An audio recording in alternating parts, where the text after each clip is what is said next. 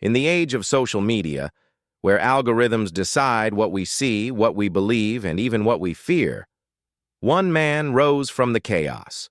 A man who called himself the Top G, Andrew Tate, a name that spread faster than wildfire, loved by millions, hated by millions more. To some, he's a philosopher of modern masculinity. To others, he's a dangerous manipulator. But behind the fame, the controversy, and the empire of luxury cars and private jets, there lies something deeper, a war. A war between one man and the Matrix. Was Andrew Tate truly a victim of a system that silences free thinkers? Or was the Matrix just a myth, a clever illusion crafted to build an empire? This is the hidden truth of Andrew Tate. He wasn't born rich. Emory Andrew Tate III, born in Washington, D.C., December 1986. His father, Emory Tate Sr., was an international chess master, a man of intelligence and rebellion. His mother, a hard-working woman from humble roots. Tate's early years were filled with discipline, confidence, and struggle. He once said, "Chess taught me to see life as war. Every move matters." From the chessboard to the kickboxing ring, Andrew learned one rule: never stay down. By his late 20s, he had become a 4-time world kickboxing champion. But it wasn't enough. He wanted influence, he wanted power, and he found it, not in the ring, but on the internet. When the pandemic hit and people were locked in their homes, Tate began posting online. His words were sharp, confident, and unapologetic. He called out governments, feminism, media, everything that made the modern world soft. And his message spread like wildfire through the veins of the internet. TikTok, YouTube, Instagram, all flooded with his clips. He was everywhere. But who was behind it? Not luck, strategy. Tate created an empire of affiliates, a network called Hustlers University. Members were paid to spread his videos, create fan pages, and bring in more followers. A digital army built to conquer the internet. And it worked. He became one of the most searched men on earth. Andrew Tate's core philosophy was simple.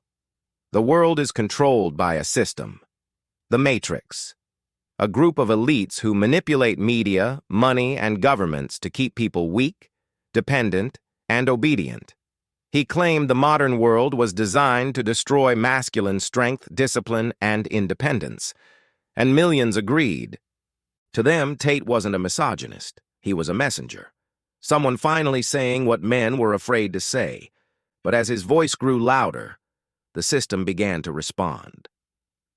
In December 2022, Andrew Tate and his brother Tristan were arrested in Romania. The charges: human trafficking, organized crime, and exploitation. The internet exploded. To his followers, this was proof that the Matrix had struck back, that the system was silencing a man who spoke too much truth. But to his critics, it was justice. A man who used power and influence to control women was finally being exposed. Police raids, luxury cars seized, videos of Tate in handcuffs became global headlines. He was banned from Instagram, YouTube, TikTok, and Twitter, erased, digitally executed.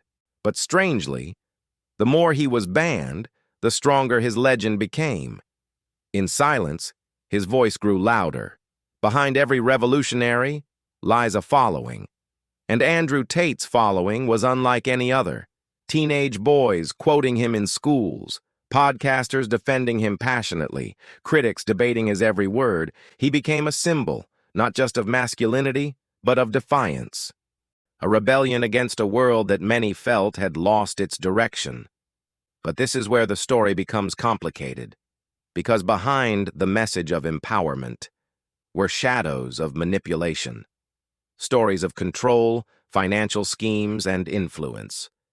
Was it freedom he was selling, or control in another form?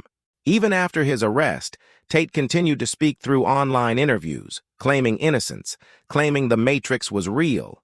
that they feared him because he could wake up the world. The question that divides the world is simple. Was Andrew Tate right about the Matrix? Some argue yes, that media and governments do silence those who challenge the narrative. That censorship, shadow bans, and coordinated media attacks prove the system exists. Others argue no, that the Matrix was just a metaphor, a clever marketing strategy designed to sell a story. Because in a world where outrage sells faster than truth, perhaps Andrew Tate simply understood the game better than anyone else. In interviews, Tate often said, "They'll either kill me or put me in jail."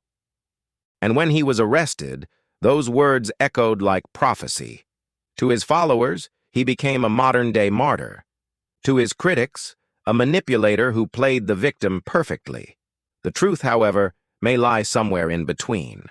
Because whether you love him or hate him, you cannot deny one thing. Andrew Tate changed the internet forever. He forced millions to question who controls information, who defines masculinity, and who decides what truth really is. The story of Andrew Tate is not just about one man, it's about an age, the digital age, where power is measured not in wealth or armies, but in attention, where words can build empires or destroy them, where cancel culture and cult followings collide.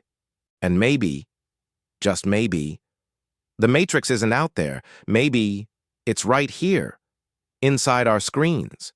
Because in the end, the Matrix doesn't need to control your body. It only needs to control your mind.